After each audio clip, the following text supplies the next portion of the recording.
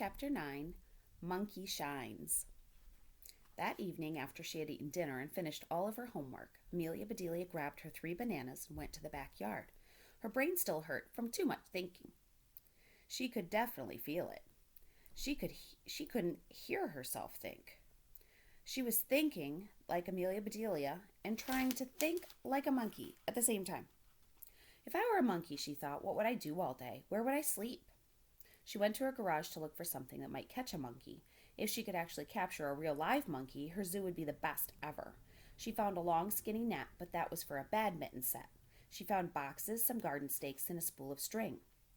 Next to the croquet set, she discovered a relic from her past, her car seat.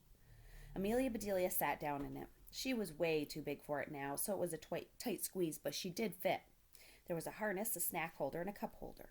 She remembered that she hadn't liked riding in it until her dad installed a horn in the snack holder. Beep, beep. It still worked.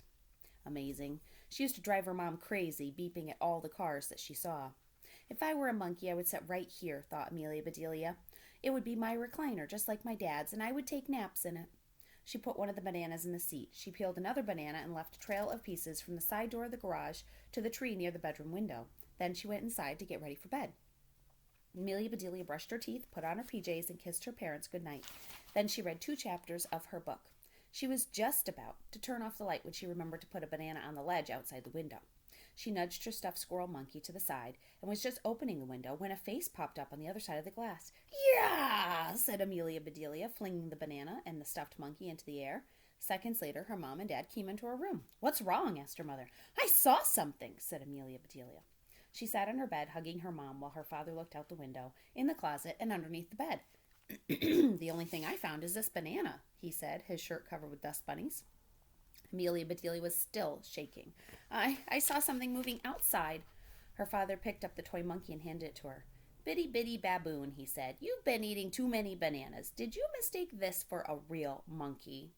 Amelia Bedelia's mother laughed and tucked Amelia Bedelia and her monkey in. "Good night, sweetie," she said, "and good night, little imp." As soon as her parents turned off the light and closed the door, Amelia Bedelia slipped out of bed and looked out the window. She hoped she didn't scare a real monkey away. The moon was shining brightly in the backyard zoo. She looked to the right and then to the left. Right there! A real live monkey was scampering on top of the garage and eating a banana. She almost yelled, "Yippee!" But then her parents would have come running again, and she wasn't ready to explain her plan to them. She hoped the monkey would discover her old car seat. She hoped he would be cozy in his recliner all night, dreaming of the tropical forest. And this is Chapter 10, Monkey Saw, Monkey Did. The next day was unusual. There was no catastrophe. In school, Amelia Bedelia focused on learning all about monkeys. Mrs. Shock was happy to see her paying attention again. Amelia Bedelia's friend Pat was really handy at building things. Pat's dad also had tons of tools, so during recess, she asked Pat if she could borrow tools and rig up something special for her. That afternoon, while everybody else was working on the exhibits, Amelia Bedelia took Pat to the garage to show him what she wanted, but she did not tell exactly what she wanted, why she wanted it. Amelia Bedelia had researched how to train a monkey. She had learned that monkeys are very clever and can be taught to do amazing things. Monkeys had even flown to space, and they could assist people who needed help with everyday things. For example, if you dropped your keys and could not reach them for yourself, you could teach your monkey to pick them up. The best way to train a monkey was to show it how to do something and let it copy you. Monkey see, monkey do. Of course, using a treat as a reward helped. Amelia Bedelia felt the same way. She would do almost anything for a double fudgy brownie sundae. Together, Amelia Bedelia drew up a plan. "This is definitely a contraption," said Pat. Amelia Bedelia liked that word. She wrote it on a big piece of poster board while Pat worked. She opened up cans of her dad's old paint and made some signs for her zoo. Her favorite was, "Mrs. Shock says, be an animal."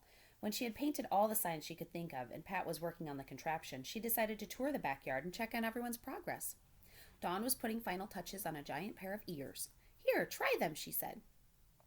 Amelia Bedelia put them on, while Dawn walked to the edge of the yard and whispered a question to test them. "Wow," said Amelia Bedelia. "Yes, I can hear just like a jackrabbit." Then she tried on a pair of fuzzy slippers next to the rodent display. They let her walk as quietly as a mouse. A pair of binoculars would let visitors see like a hawk, or a shark. Chip and Heather were finishing up the hibernation tunnel. At the entrance, they taped a sign that said November, and at the exit, there was a sign that said April. When the flaps at both ends of the tunnels were shut, it was pitch dark inside. There were pillows and blankets and a window inside the tunnel, but when the curtains were pushed aside, the hibernator just saw snow flurries. Amelia Bedelia made a list of hibernating animals in her notebook. They were so amazing. She had most of these animals, except maybe a hedgehog, in the stuffed animal basket in her room. Joy probably had a stuffed hedgehog, she thought. They could tuck all the animals under blankets inside the tunnel. Soon it was just about time for dinner. Amelia Bedelia's friends left one by one. Just before they went home, Pat installed the dangling banana. Amelia Bedelia sat down in the car seat and pulled the banana to her. She did it a couple of times, hoping that she could teach someone. Unknown to her, monkey eyes were watching. The next morning, the car seat banana was missing. "So far, so good," said Amelia Bedelia. "Monkey saw, monkey did."